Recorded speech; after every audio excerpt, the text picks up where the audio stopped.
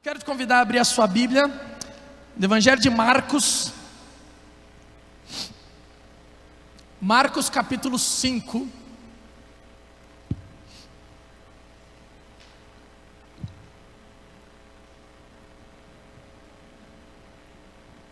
Marcos capítulo 5. Eu vou ler desde o versículo 21. Marcos capítulo 5, a partir do versículo 21. Ó, minha mulher, meu fã-clube, ó. A minha mulher me ama. Vai tirar foto. Tudo bem. Eu te entendo, amor. Olha lá. Marcos capítulo 5, a partir do versículo 21. Diz assim: Tendo Jesus voltado de barco para outra margem, uma grande multidão se reuniu ao seu redor, enquanto ele estava à beira do mar. Então chegou ali um dos dirigentes da sinagoga, chamado Jairo. Vendo Jesus, prostrou-se aos seus pés e lhe implorou insistentemente: minha filha está morrendo, vem por favor e impõe as mãos sobre ela, para que seja curada e que viva. Jesus foi com ele. Uma grande multidão o seguia, e aqui tem uma história no meio. Eu vou pular essa história, já eu volto sobre ela. E aí, a partir do versículo 35, diz assim: enquanto Jesus ainda falava com a mulher, porque a história da mulher hemorrágica, nesse caminho, nesse ínterim, ele cura uma mulher com fluxo de sangue. E a partir do versículo 35, enquanto Jesus ainda falava com essa mulher, chegaram algumas pessoas da casa de Jairo, o dirigente da sinagoga. Sua filha morreu, disseram eles, não precisa mais incomodar o mestre. Não fazendo caso do que eles disseram, Jesus disse ao dirigente da sinagoga: não tenha medo, tão somente creia. Não tenha medo, tão somente creia. E não deixou ninguém segui-lo, senão Pedro, Tiago e João, irmão de Tiago. Quando chegaram à casa do dirigente da sinagoga, Jesus viu um alvoroço, com gente chorando e se lamentando em alta voz. Então entrou e lhes disse: por que todo este alvoroço e lamento? A criança não está morta, mas dorme. Mas todos começaram a rir de Jesus. Ele, porém, ordenou que eles saíssem, tomou consigo o pai e a mãe da criança e os discípulos que estavam com ele, e entrou onde se encontrava a criança. Tomou-a pela mão e lhe disse: Talita cumi, que significa: menina, eu lhe ordeno, levante-se. Imediatamente a menina, que tinha 12 anos de idade, levantou-se e começou a andar. Isso os deixou atônitos, e ele deu ordens expressas para que não dissessem nada a ninguém, e mandou que dessem a ela alguma coisa para comer. Pai, em nome de Jesus, que o Teu Espírito Santo continue falando conosco, e que Teu Espírito Santo agora seja o nosso condutor, o nosso guia, o nosso mestre, para ensinar aquilo que tem na Tua palavra, para o nosso coração, para o nosso dia a dia, para o nosso comportamento, para o nosso caráter. É isso que nós te pedimos em nome do Senhor Jesus. Amém, Pai. Amém. Bom, o livro de Marcos é muito interessante, porque o livro de Marcos é muito dinâmico. Quando ele começa a falar de Jesus, e se você passar os teus olhos no livro de Marcos, é um negócio que você quase não respira. Ele está fazendo uma coisa, daqui a pouco ele cura outra, depois ele vem para um lado e ele vai para o outro, e ele fica ali. E ele, se você olhar o capítulo anterior, é aquela história que ele cura ou liberta um endemoniado gadareno. É aquela história que ele pergunta para o cara: quantos estão? Ah, meu nome é Legião. Manda para os porcos vão para o precipício, e a turma quer apedrejar Jesus. E aí ele, então, quando sai do meio da multidão que queria apedrejá-lo, e ele vai para o outro lado do mar. É aí que começa a nossa história. Quando ele chega do outro lado do mar, diz que tem uma multidão seguindo Jesus, justamente por causa das curas, sinais, manifestações, maravilhas. Muito obrigado, Guto, por tudo que estava acontecendo. Quando ele chega então desse outro lado, nessa multidão, na praia, Jesus descendo do barco, a multidão seguindo. Depois a gente vai olhar no texto, a multidão comprimindo Jesus, a multidão tocando Jesus, apertando Jesus. Ele desce, vem um líder da sinagoga. Eu não sei como é que está na tua tradução. Algumas Algumas traduções trazem o governante da sinagoga, outras traduções trazem um dos principais da sinagoga. O fato é que Jairo era um dos líderes. E aqui a gente precisa entender um pouco dessa história, a gente precisa entrar nessa passagem. Eu quero, se você tem um pouco de imaginação, eu gosto muito daquele, tinha um desenho que a gente assistia em casa, que era o Fantástico Mundo de Bob, ainda na época da Júlia. O Fantástico Mundo de Bob, que ele viaja, várias coisas, eu achava sensacional. E isso é muito legal para a pregação, porque você pode olhar e imaginar. Então eu quero te levar agora para essa praia. Eu quero te levar agora para esse momento, Jesus descendo de um barco, a multidão comprimindo Jesus, apertando Jesus, a multidão seguindo Jesus. E de repente chega um líder da sinagoga, um dos principais, um dos governantes da sinagoga, e ele se prostra aos pés de Jesus, e ele começa a implorar, insistentemente, ele começa a pedir para Jesus. E eu fico imaginando um pai pedindo para Jesus, para ir na sua casa curar sua filha. Ele não estava provavelmente dizendo: Jesus, por favor, você pode ir lá em casa? Eu tenho uma menina de 12 anos, essa passagem mexe demais comigo, durante essa semana estudando ela, mexe demais comigo. Eu tenho uma menina de 12 anos, e eu fico imaginando a minha filha de 12 anos, e algumas traduções mais antigas traz a palavra moribunda. Ela estava moribunda em casa, morrendo. Ele chega e ele se prostra aos pés de Jesus, e ele começa a implorar insistentemente: Jesus, vem na minha casa, impõe as mãos sobre a minha filha para que ela seja curada. Vamos tentar entender essa história. Hoje eu quero só falar sobre as palavras de Jesus: não temas, crê somente. Mas eu preciso passar para a gente entender essa história toda. E aqui eu preciso fazer um parênteses. Ele é um dos chefes da sinagoga. Na cultura judaica, um dos principais líderes da sua religião. Fariseu, conhecedor da palavra. Jesus nessa época ainda era considerado um subversivo, era uma seita. Tanto que depois do livro de Atos você vai ver chamados de o caminho, o nome, roubaram o corpo de Jesus. Era considerado uma seita. O cristianismo que se inicia aqui ainda é considerado uma seita.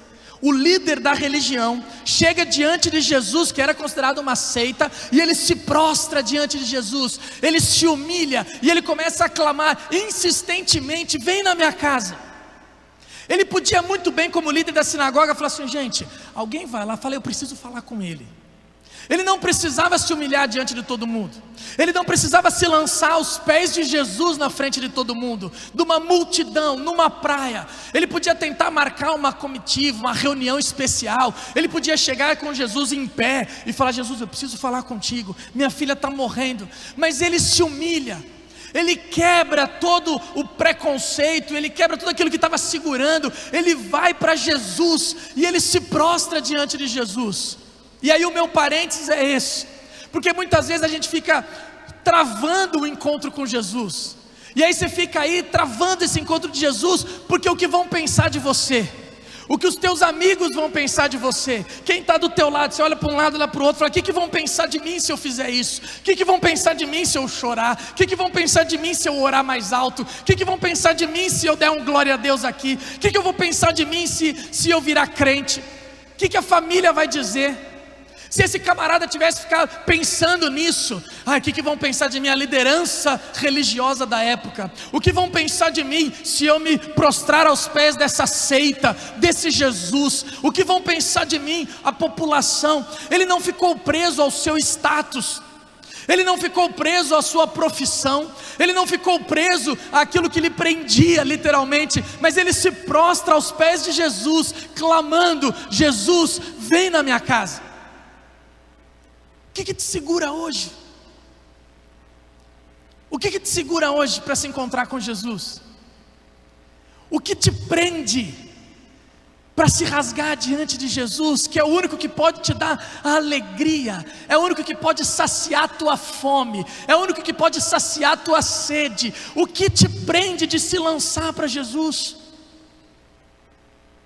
Só você sabe, nem teu cônjuge sabe, teus filhos não sabem, teus pais não sabem, só você sabe. O que te prende de se lançar aos pés de Jesus e implorar para Ele: Jesus, entra na minha casa, entra na minha vida, vem na minha casa, impõe as mãos sobre o meu problema, para que ele viva, traz de volta a vida, tudo que se foi. E a Bíblia fala que Jesus diz, e ele foi, Jesus foi com ele. Quando Jesus vai com ele, entra essa história da mulher hemorrágica, que daria outra mensagem, mas é uma mulher com fluxo de sangue, e a Bíblia fala que há 12 anos ela sofria com isso, há 12 anos ela tentando, os médicos, e gastou todo o seu dinheiro com os médicos, e a Bíblia diz que ela não melhorava, pelo contrário, só piorava. E aí ela pensa, e eu gosto desse texto de Marcos, porque é o único que diz, ela pensa, porque ela dizia na sua mente, se eu tão somente tocar nas vestes de Jesus, eu serei curada. E a Bíblia fala que ela então vai e toca na orla das vestes de Jesus, ela sente que ela é curada, e Jesus para, e fala, peraí, alguém me tocou. Aí até os discípulos falam, Jesus, está todo mundo te tocando, está todo mundo te comprimindo, nós estamos aqui no meio da torcida do Corinthians, todo mundo apertando para cá e para lá, como você está falando, alguém te tocou? E ele fala, não, mas eu senti que de mim saiu poder. Algumas traduções dizem assim, alguém me tocou de forma diferente. Na multidão tem um monte de gente tocando Jesus, tem um monte de gente levantando a mão, tem um monte de gente cantando, mas tem algumas pessoas só aqui tocando Jesus de um jeito diferente. Essa mulher toca Jesus de um jeito diferente. Agora eu fico imaginando Jairo no meio dessa história, porque se minha filha com 12 anos está lá, gente, eu ia catar Jesus, eu ia abraçar Jesus, falar, Jesus, vamos lá para casa, e tem o meu meio da multidão, sabe que nem segurança de jogador de futebol, é um braço empurrando e o outro braço segurando Jesus, falando, vamos embora, vamos para casa, minha filha está morrendo. Pois o que está acontecendo? Como que ele para? Minha filha está morrendo e Jesus para falar assim, peraí, alguém me tocou. Imagina o desespero de Jairo, falando, Jesus, minha filha está morrendo. E aí a Bíblia fala ainda que ele fica parado, a mulher estava morrendo de medo, diz lá, tremendo e temendo, e Jesus fica parado, olhando, até que ela se entrega e fala e conta a história. E aí Jesus diz também para essa mulher, filha, tua fé te salvou, vai em paz, fique livre do teu mal, ser curada do teu mal. E aí quando Jesus está falando com a mulher ainda, volta a nossa história, que é a história de Jairo. Quando Jesus ainda está conversando com essa mulher, vem pessoas da casa de Jairo e fala assim, Jairo, não precisa mais incomodar o mestre, tua filha morreu, acabou, para de incomodar o mestre, a tua filha partiu, tua filha morreu. E a Bíblia fala que Jesus, não fazendo menção quase, e no original a palavra é muito interessante, porque é quase a ideia de desobediência, não querendo ouvir, não aceitando essa palavra, rejeitando essa voz, Jesus vira não para a multidão, Jesus vira para Jairo. É interessante que Jesus não fala para a multidão, Jesus fala para Jairo, não temas, crê somente. Mas aqui eu preciso fazer um outro parênteses, porque é interessante isso, a gente pensar que esse desespero de Jairo, eu estaria desesperado, Jesus, você está se atrasando, Jesus, minha filha está lá, meu problema está lá, por que o Senhor não vai? Vamos, minha filha vai morrer, eu preciso do Senhor lá em casa, e o Senhor parando aqui para... Será que o Senhor se esqueceu? Porque quantas vezes, quando o nosso problema demora para se solucionar, quando parece que Jesus se atrasa, ou quando parece que Jesus se esquece, eu fico lembrando da ressurreição de Lázaro, né? Quando as irmãs tinham mandado o recado para Jesus, o amigo a quem você ama, Evangelho de João capítulo 11, o amigo a quem você ama está para morrer, e Jesus demora 4 dias, e quando Jesus chega, Lázaro já está morto faz 4 dias, e as duas chegam com a mesma frase, ou seja, elas deviam estar conversando sobre isso esses 4 dias, essas duas irmãs, Maria e Marta, conversando sobre o mesmo assunto, se o Senhor estivesse aqui, meu irmão não teria morrido, porque a nossa sensação é que muitas vezes Jesus se atrasa, a nossa sensação muitas vezes é que Jesus para no meio da praia, para falar com uma mulher, e não olha o meu problema, olha o problema de todo mundo, olha o problema da mulher, para curar os outros, para fazer o milagre do vizinho, mas não para falar comigo. Quantas vezes nós nos sentimos assim? Parece que Jesus fala com o meu vizinho, Jesus fala com o irmão da igreja, Jesus fala com o outro, resolve o problema de todo mundo, e aí de repente o meu problema morreu. Jesus se atrasou? A gente sabe que Jesus não se atrasa. A gente sabe aqui que Jesus não se atrasa, mas muitas vezes aqui é difícil. A gente acha que Jesus esquece. Será que Jesus esqueceu? Eu fico lembrando daquele texto de Isaías, quando fala que ainda que uma mãe com um filho amamentando possa se esquecer do seu filho no colo, amamentando, algo praticamente impossível. Quem é mãe, se bem que nos últimos tempos nós temos vivido tempos difíceis demais, ouvindo algumas histórias doidas assim, de crianças sendo largadas em saco, em mala, em cesto, no lixo, mas enfim, era algo impossível de acontecer. Ainda que uma mãe que amamenta seu filho possa se esquecer dele, eu, o Senhor, jamais me esquecerei de você. O Senhor não se esqueceu de você. O Senhor não está atrasado para o seu problema. Ele sabe o tempo certo, o momento certo, a hora certa. Não temas, tão somente creia. E aí, quando eles falam isso, vem os mensageiros da casa de Jairo, falando: para de incomodar o mestre, a tua filha morreu, não precisa mais incomodar o mestre, chega, para de atormentar. E eu faço essa comparação aqui, os mensageiros da morte. Os mensageiros da morte, porque eles trouxeram a notícia da morte. Para, tua filha morreu, chega, não precisa mais incomodar o mestre. E Jesus vira para Jairo, não fazendo menção, não querendo ouvir, rejeitando essa palavra, e diz para Jairo: não temas, tão somente creia. E a pergunta que eu faço para você é: quem você vai ouvir? Quem você vai ouvir? Os mensageiros da morte? Porque tem muita gente falando para você, sussurrando no seu ouvido: chega, teu casamento morreu, chega, teu filho está nas drogas, não tem mais jeito, olha o que aconteceu, não tem mais, esse relacionamento aí que você está pensando não tem como ser restaurado, isso já foi. Talvez você já tenha ouvido muito isso, talvez você creia nisso. Algumas crenças que nos limitam, algumas crenças que nos paralisam.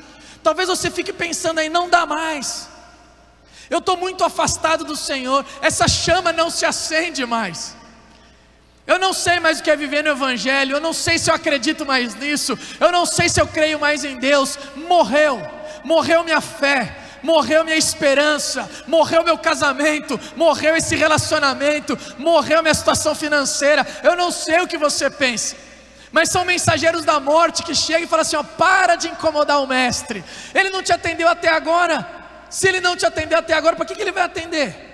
Se ele não fez nada na tua vida até agora, chega, já deu, já foi, tem outras coisas para se preocupar. Eu fico imaginando Jairo, talvez, e eu vou confessar para vocês, eu sou muito prático, e às vezes eu fiquei tentando me colocar nessa história. Talvez eu ia falar assim: Jesus, já deu então, já que ela morreu, vai cuidar de outros, porque agora eu tenho que cuidar da minha esposa, agora eu tenho que consolar lá a casa, agora tem um monte de gente lá em casa, eu preciso resolver o que vai acontecer. Talvez eu largasse Jesus, dispensasse Jesus, você vai ser mais útil agora com quem está vivo, e eu fosse correr lá. Mas aí vem a palavra de Jesus, dizendo: não temas, crê somente. E depois dessa introdução, eu estou vendo o relógio aqui, eu vou entrar direto nisso, porque eu quero que você saia com isso no seu coração. Não temas, tão somente creia. Quando eu olho e fico imaginando Jesus dizendo não temas, Ele não fala o que vai fazer, Ele não diz, Ele fala: não temas. E eu sempre falo aqui que na Bíblia tem 366 não temas, dá um para cada dia do ano e um para o ano bissexto. Não temas, nas suas variáveis, não temas. Jesus diz várias vezes: não temas. Só que durante o trajeto, Jesus não revela o que Ele vai fazer, Ele simplesmente diz: não temas. Seria tão bom se Ele explicasse, seria tão bom se Ele revelasse. Porque muitas vezes nós somos ansiosos e nós somos controladores, nós queremos saber o que vai acontecer. Eu quero controlar a minha vida, o que vai acontecer amanhã, a minha agenda. Nós somos naturalmente controladores. E aí de repente Jesus fala assim, ó, não temas. Eu tenho os mensageiros da morte dizendo, tua filha morreu, para de incomodar o mestre. Jesus fala, não temas, crê somente. E eles começam a se dirigir à casa de Jairo. Eu fico imaginando esse caminho. O que Jesus vai fazer? Será que Jesus vai dar uma palavra? Será que Jesus vai consolar todo mundo? Será que Jesus vai... Ele não fala, Ele não revela o que Ele vai fazer. E aí eu fico pensando, é aquele desespero do não sei. Não sei. O que Jesus vai fazer? Não sei. Como que Ele vai fazer? Não sei. Quando que Ele vai fazer? Não sei. Mas não temas, crê somente. Eu não sei. Eu lembro de uma canção, em 2016, a regravou uma canção com as crianças do Renascer Prize, que falava assim, eu não sei o que Deus vai fazer, mas a resposta é que eu vivo de um milagre, e dessa vez vai ser mais um milagre. Eu não sei o que Ele vai fazer, eu só sei que vai ser perfeito, como tudo que Deus faz. Eu não sei o que Ele vai fazer na tua vida, eu não sei quando que Ele vai fazer, eu não sei como que Ele vai fazer, eu não sei nem o que Ele vai fazer, mas eu sei que vai ser perfeito, como tudo o que Deus faz. Não temas, confia, se lança, se entrega. Chega na praia, não olha para a multidão, o que vão pensar? Eu estou aqui, o que vão pensar de mim? O que vão pensar? Não creia, não temas, tão somente creia. E aí eu quero falar sobre crer, justamente pensando nesse caminho de Jairo com Jesus até a sua casa. Lembra que ele impediu a multidão, ele só levou Pedro, Tiago e João e o barquinho, não. Pedro, Tiago e João. Ele leva os 3 só. Então está ali os 5 caminhando, talvez um povo um pouco mais distante. E aí quando eles chegam na casa, a Bíblia fala que está um alvoroço, gente chorando, porque a menina morreu. E Jesus fala, gente, para que vocês estão chorando? A menina não morreu, a menina está dormindo. E todo mundo começa a dar risada. E eu escrevi algumas coisas do que significa para mim esse crer. E eu queria compartilhar com vocês. Para mim, crer é caminhar sem saber o final da história. Crer é caminhar sem saber o final da história. Porque como nós somos controladores, eu quero saber o final da história para tudo. Eu quero saber o que vai acontecer. Ontem nós fomos lá, ontem foi o dia do jejum das mãos estendidas, né? Dar uma palavra de agradecimento a todo mundo que participou. E nós fomos trabalhar numa casa que a gente tem construído lá, um puxadinho. E eu espero que fique em pé, porque eu e o Danilo que estamos ajudando, então eu espero que fique em pé essa casa, o Luiz também, mas vai dar tudo certo. Mas aí a gente está construindo, e uma hora lá que a gente estava almoçando com a turma, a mãe, que está num processo de depressão, encostou lá e começa, ó, você é pastor? Vocês são aqui? E começa a perguntar um monte de coisa. E para quem responde, às vezes mas para quem ouve um não sei, eu estou certa nisso, eu não sei. O que vai acontecer depois? Eu não sei. O que é o Covid? Eu não sei. E como que vai acabar o mundo? Eu não sei. Nós não sabemos todas as respostas. Mas crer é caminhar com Jesus mesmo sem saber o final. Crer é caminhar com Jesus mesmo sem ter todas as respostas. Crer é caminhar com Jesus mesmo se Ele não está na minha compreensão, não está no meu entendimento. Crer é caminhar com Jesus sem saber o que vai acontecer. Crer é caminhar mesmo com a notícia de que a menina já morreu. Crer é caminhar sem temer, mesmo com a notícia dos mensageiros da morte, dizendo assim, para que você vai caminhar com Jesus? Ela já morreu. Para de incomodar o mestre, para de orar, ele não te ouviu até agora, para de orar. Você crê e caminha com Jesus, mesmo gente dizendo que já morreu. Crer é caminhar com Jesus, mesmo quando todo mundo está dizendo que o teu casamento já foi para o saco. Crer é caminhar com Jesus, mesmo quando todo mundo diz para você que a tua fé não vale nada. Crer é caminhar com Jesus, mesmo quando tem um monte de gente apontando o dedo para você, falando: já deu, para de incomodar o mestre. Continua crendo, continua caminhando. Crer é caminhar com Jesus, mesmo quando está todo mundo dando risada, mesmo quando está todo mundo rindo. Porque tem gente que olha para nós e fala assim: o que ele trouxe Jesus aqui? Ela já morreu. Por que ele está fazendo isso ainda? Talvez, quando você fala: eu vou lá na igreja, tem gente que olha para você e dá risada. O que você vai fazer na igreja? Olha a tua vida. O que você vai fazer na igreja? Olha o teu comportamento. O que você vai fazer na igreja? O que ele te fez até hoje? E tem gente que olha para você e dá risada. Mas crer é caminhar com Jesus, mesmo se tem gente rindo da tua cara. Crer é caminhar com Jesus, mesmo se a tua família não acredita em você e não acredita na tua fé. Tem muita gente que não acredita na gente. Tem muita gente que olha de fora e fala assim: o que você vai fazer? Por que você vai lá ainda? Crer é receber o milagre quando ninguém acredita mais. Crer é receber o milagre quando ninguém acredita mais. Eu fico lembrando, conta uma história aqui no sertão nordestino. Tinha um tempo de seca terrível. Fazia uns 3 meses que não chovia. E aí uma igreja se juntou e falou: nós vamos fazer uma campanha de oração. E nós vamos orar 7 dias e jejuar. E no sábado nós vamos subir um monte. E nós vamos juntar a igreja no monte, nós vamos orar para que essa chuva venha, para que essa seca acabe, porque a fome está chegando e tudo mais. E aí eles começaram a orar, aquela igrejinha, toda segunda, terça, quarta, quinta, e no sábado era o dia deles subirem um monte, para orar no monte, para clamar pela chuva, para clamar pelo fim da seca. E aí quando a família está se arrumando, para subir um monte, a menininha vem lá de dentro e ela vem com um guarda-chuva. E aí todo mundo começa a rir, os irmãos começam a dar risada, o papai e a mãe dão risada, falam assim: filha, nós vamos orar no monte, o que você está fazendo? E ela fala: mas nós não estamos subindo para orar pela chuva? Eu já estou aqui preparada para a volta. Isso é fé, isso é crer. Quando ninguém acredita mais, quando ninguém mais está zombando, está dando risada de você, ela pega o guarda-chuva, porque ela sabe que se ela está indo adorar o Senhor e pedir ao Senhor, Deus vai responder com chuva, e ela já vai voltar usando o guarda-chuva dela. Crer é quando a gente se lança. E aqui,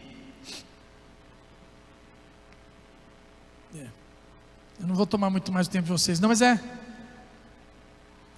eu lembro de uma outra história. Eu vi, acho que eu preguei, foi em fevereiro do ano passado, eu usei essa ilustração. Mas eu quero falar ela aqui. Eu acho que tem gente precisando ouvir. A história do equilibrista. Porque crer é diferente do acreditar, que todo mundo fala por aí. Se você andar por aí e falar: você acredita em Deus, 98% da população vai dizer que acredita em Deus. Mas o crer que a gente fala assim, quando Deus fala: não temas, crê somente. Esse crer da Bíblia é o confiar, é o se lançar. E aí tem uma história que sempre eu lembro, que quando o cara põe um cabo de aço em cima de 2 prédios, e ele vai passar, que nem aqueles equilibristas, né, que bota lá aquela barra, vai se equilibrando, e ele passa entre os 2 prédios. E aí ele coloca aquele cabo de aço, pega a barra, se prepara todo, ele fala: gente, quem acredita que eu atravesso para o lado de lá? E aí todo mundo, e aí vai juntando a turma, e aí vai, eu até fui olhar aqui em Marília, teve isso, na Sampaio Vidal, colocaram entre 2 prédios, o cara atravessou a Sampaio Vidal, num cabo de aço, se equilibrando. E aí, ele vai e passa, e quando começa lá, a multidão começa a se juntar lá embaixo. E a multidão fala: eu acredito. E ele fala: quem acredita agora que eu volte para o lado de lá? E todo mundo: eu acredito. E ele passa, e aí vai juntando mais gente. E aí daqui a pouco ele pega aquele carrinho de mão, carriola. E aí ele tira a rodinha lá, prepara a rodinha para o cabo de aço, e ele fala: agora quem acredita que eu passo para o lado de lá com esse carrinho de mão? E todo mundo: eu acredito. E aí já estava televisão, já junta tudo lá embaixo, e ele vai devagarzinho, se equilibrando e passa para o lado de lá. E aí ele fala assim: agora quem acredita que eu volto com esse carrinho de mão? E todo mundo: eu acredito. Quem acredita que eu volto para lá com esse carrinho de mão? Eu acredito. Então agora quem sobe nele? E aí fica esse silêncio, porque acreditar de bater palma tem uma multidão. E aí conta a história que no meio da multidão sai um molequinho. E aí o molequinho vem andando assim no meio da multidão, no meio das pernas de todo mundo e tal, e ele pula no carrinho. E todo mundo fica meio desesperado, e ele já segura dos dois lados, e olha pro cara e vão embora. E aí o cara começa a atravessar com aquele menino. E aí todo mundo fica desesperado, olhando o que vai acontecer, e ele atravessando no carrinho de mão com aquele menino em cima. E aí quando ele chega do outro lado, a todo mundo já querendo saber: menino, mas de onde você surgiu? Cadê seu pai, cadê sua mãe, quem deixou você chegar aqui? E ele vira para o equilibrista e fala assim: ele é meu pai. Só sobe no carrinho de mão quem é filho, só se lança quem conhece o pai, e fala: esse aqui eu me lanço, esse aqui eu boto fé. Isso é crer. Quando Jesus fala: não temas, crê somente, Ele está dizendo: se lance, confie, coloca a sua vida nas mãos dEle, coloca a sua segurança nas mãos dEle, coloca a sua saúde nas mãos dEle, confia que o mais Ele fará. É isso. Eu vejo aqui, para concluir, a realidade dos homens e a realidade do Senhor Jesus. Literalmente, são duas realidades. A realidade de Jesus diante da realidade dos homens. Porque a realidade dos homens, a declaração dos homens é: a menina está morta. Jesus fala: ela só está dormindo. A realidade dos homens, quando Jesus vai escolher os discípulos, escolheu um bando de tranqueira. Mas Jesus sabia quem estava escolhendo. Muitas vezes a realidade dos homens é: sua vida já foi, não tem mais esperança, não tem mais alegria. Seu casamento foi para o buraco, sua vida financeira está um trapo. A realidade dos homens talvez grite para você: não tem mais jeito. Mas a realidade de Jesus está dizendo: isso aqui é só passageiro, já já ela acorda, já já ela acorda. O que morreu, já já eu faço de novo. Na criação, no livro de Gênesis, quando fala que a terra era sem forma e vazia, e que ele passeava lá no meio das trevas, daquela escuridão, Deus começa a criar algo. E fala que do meio do caos, a palavra no original dá a ideia de caos, do meio do caos, Deus cria algo bom. E cada vez que Ele criava algo, Ele falava: e viu Deus que isso era bom. E viu Deus que isso era bom. Uma terra sem forma, vazia, um caos, uma escuridão. E Deus criou algo bom. E Deus criou algo bom. E quando Deus cria o ser humano, dá lá na Bíblia dizendo que Deus viu e que era algo muito bom. O que eu quero dizer é que não sei como é que está a tua situação, mas no meio do caos, Deus pode criar algo bom na tua vida. Creia, não temas, crê somente. No meio do caos da tua história, no meio das tuas densas trevas, no meio da escuridão que só você conhece, no meio do teu casamento que talvez já esteja morto, do relacionamento que já morreu, da história que já se foi, Deus pode criar algo bom, algo muito bom, porque do caos Deus cria, do deserto, como nós cantamos, Deus faz florescer, do deserto da tua vida, Deus vai florescer. E como nós cantamos na primeira canção: contempla ao Senhor e te levantarás. Contempla ao Senhor, Ele te levantará. Não temas, crê somente. O teu papel é simplesmente crer, e Ele que te levantará. Fecha os teus olhos agora. Pena que a gente está em pandemia, né? Era para fazer um apelo, se abraçar, orar por todo mundo. Eu queria você aqui perto, mas não posso fazer isso. Eu quero que você feche os teus olhos. E enquanto a equipe de louvor ministra, eu quero que você coloque para Deus o que você acha que já morreu. O que os mensageiros da morte estão dizendo no teu ouvido? Isso já morreu. isso já foi, isso não tem mais jeito, isso não tem mais volta. Eu não sei o que já falaram para você, eu não sei aquilo que você mesmo já internalizou e acredita. Eu não sei o que os mensageiros da morte estão dizendo, mas eu quero falar para você: não ouça os mensageiros da morte. Não ouça os mensageiros da morte, ouça agora a voz do Espírito Santo de Deus sussurrando no teu ouvido: não temas, tão somente crê. Creia, creia, creia que Ele do deserto vai florescer um belo jardim. Creia que no meio do caos Ele vai criar algo muito bom. Creia que Ele fará. Contempla ao Senhor e Ele te levantará, porque Ele veio para te salvar nessa manhã.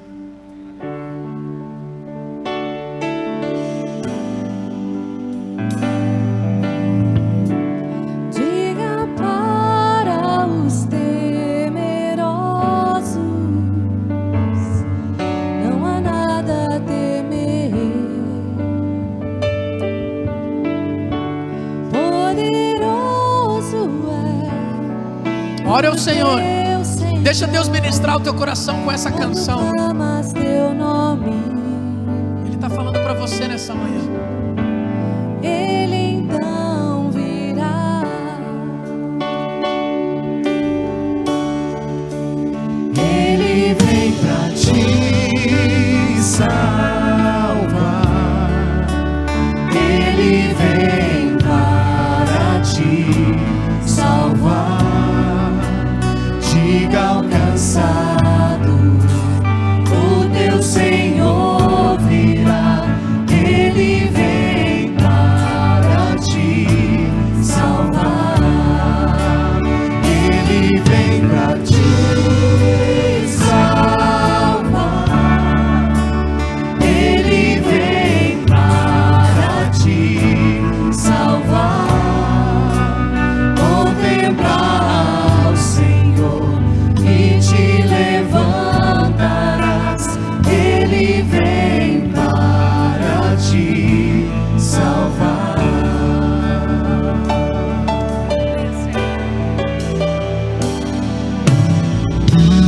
Diga para os abatidos,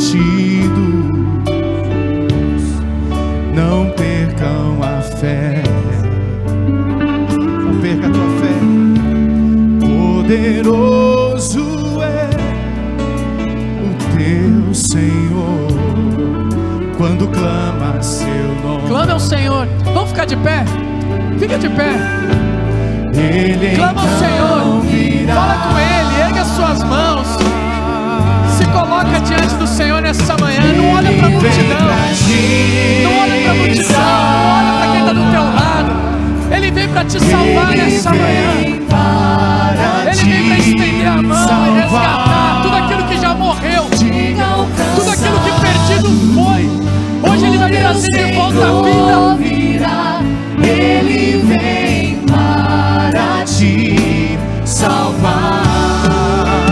Ele vem para te salvar. Ele vem para te salvar.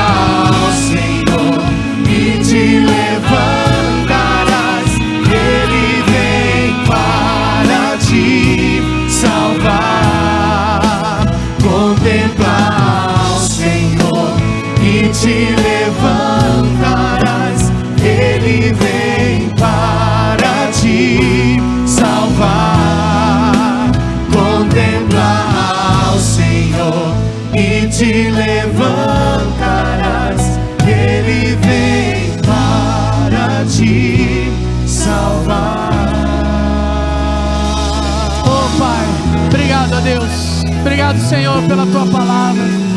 Obrigado por cada oração feita nesse lugar. E que o Senhor ouça, Deus, cada pedido, cada coração prostrado diante do Senhor, cada coração te implorando: vem na minha casa, restaura, Pai, me salva, resolve meu problema. Que as pessoas estão dizendo que morreu, Pai, vem e ressuscita, faz de novo, faz florescer no meio do deserto, cria algo bom no meio do caos, em nome de Jesus. Pai, vem para nos salvar, Deus. Vem para nos salvar nessa manhã. Vem para nos salvar todos os dias. Vem para nos salvar, Deus. Esse é o nosso clamor. Esse é o nosso clamor em nome de Jesus. Pai, obrigado pela tua palavra. Obrigado porque ela é viva. Obrigado porque ela traz esperança. Obrigado porque ela traz força para continuar. Nós te louvamos. Toda a honra, toda a glória, todo louvor seja dado a ti. E que a graça do nosso Senhor Jesus, o amor de Deus o Pai, e a comunhão, o consolo, o fruto, os dons do Espírito Santo, seja sobre a tua vida, meu querido, seja sobre a tua casa, sobre o teu lar, sobre a tua família, não só agora, mas até a volta do Mestre, em nome de Jesus. Amém e amém. Amém. Deus te abençoe, querido. Um excelente domingo, em nome do Senhor Jesus.